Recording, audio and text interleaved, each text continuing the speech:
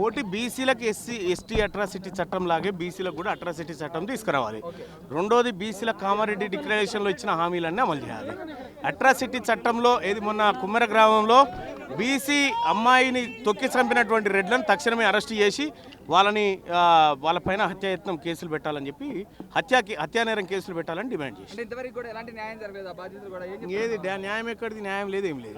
కాంగ్రెస్ వాళ్ళు కొంతమంది తల్లి కూతుర్ని చంపింది, దీని వెనక కేటీఆర్ ఉన్నారని చెప్పి మాట్లాడుతున్నారు. దీని ఎలా చూస్తుంది మరి? కాంగ్రెస్ పార్టీ వాళ్ళకు కళ్ళు నెత్తికెక్కి మాట్లాడుతున్నారు. ఆడ ఏ బిడ్డన్నా చంపుకుంటుందా? 20 లక్షలు ఒకవేళ అట్లే చంపుకునేది ఉంటే కాంగ్రెస్ వాళ్ళని అలా తల్లులు అప్పుడే చంపుదురు ఇటువంటి వాళ్ళని తెలిస్తే. మల్లు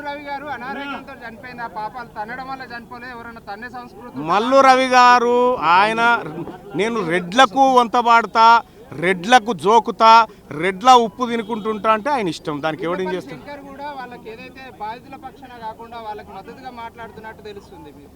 అంటే వీర్లపల్లి శంకర్ గారి వ్యవహారం ఏదైతే ఉందో దాన్ని బీసీ సమాజం గమనిస్తుంది.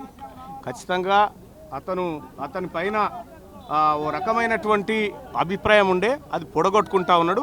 ఇప్పటికైనా మేల్కోవాలి, తప్పును సరి చేసుకోవాలి. ఎందుకు సాధ్యం కాదు? ఆంధ్రప్రదేశ్లో అయింది కదా మొన్న, ఆంధ్రప్రదేశ్లో మొన్న సాధ్యమైంది, ఇప్పుడు ఎందుకు కాదు? మీకు చట్టాల మీద గౌరవం లేదంటే డీసీపీ అన్నాడు ఒక ఛానల్ తో మాట్లాడుతూ, హత్యా నేరం ఎట్లా మోపాలి పోస్ట్ మార్టం రిపోర్ట్ రాకముందుకే వీళ్ళకి అవగాహన ఉందా, గౌరవం ఉందా అంటున్నారు. మరి ఆ సన్నాసికి నేను చెప్తా ఉన్నాను ఇక్కడి నుంచి, పోస్ట్ మార్టం రిపోర్ట్ రాకముందుకే ఎట్లా పెట్టాలన్నాడు కదా.